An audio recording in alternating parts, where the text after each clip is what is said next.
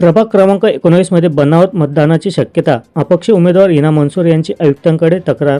धुळे महानगरपालिका निवडणुकीच्या पार्श्वभूमीवर प्रभाग क्रमांक 19 मध्ये मोठ्या प्रमाणात बनावट मतदान होण्याची शक्यता नाकारता येत नसल्याचा गंभीर आरोप करण्यात आला आहे. प्रभाग क्रमांक 19 मधील अपक्ष उमेदवार हिना आसिफ मंसूरी यांनी याबाबत मुख्य निवडणूक अधिकारी आयुक्त तथा धुळे जिल्हा पोलीस अधीक्षक यांना निवेदन देत मतदान प्रक्रियेदरम्यान विशेष दक्षता घेण्याची मागणी केली आहे.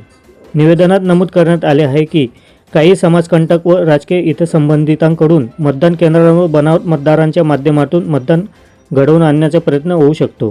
त्यामुळे लोकशाहीच्या पवित्र प्रक्रियेला परिणाम होण्याची भीती व्यक्त करण्यात आली आहे. मतदानाच्या दिवशी प्रत्येक मतदान केंद्रांवर पोलीस बंदोबस्त वाढवण्यात यावा, मतदारांची ओळख काटेकोरपणे तपासली जावी, तसेच संशयास्पद व्यक्तीवर तात्काळ कारवाई करण्यात यावी अशी ठाम मागणी हिना मनसूर यांनी या प्रसंगी केली आहे.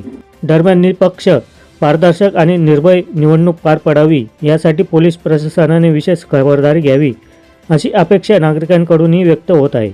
या तक्रारीमुळे प्रभाग 19 मधील निवडणूक वातावरण अधिक संवेदनशील झाले असून प्रशासनाची भूमिका काय असणार याकडे सर्वांचे लक्ष लागून आहे. माझे नाव हिना आसिफ मंसूरी. मी प्रभाग क्रमांक 19 अ मधून उमेदवारी करत आहे अपक्ष म्हणून. आम्ही महापालिकामध्ये 10,000 लेनदेनबद्दल आयुक्तांना लेटर दिलं आहे, तर भ्रष्टाचार विरोधी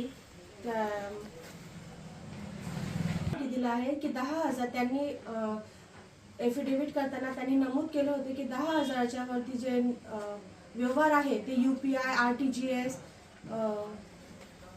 यानुसार व्हायला पाहिजे, पण ते होत नाहीये.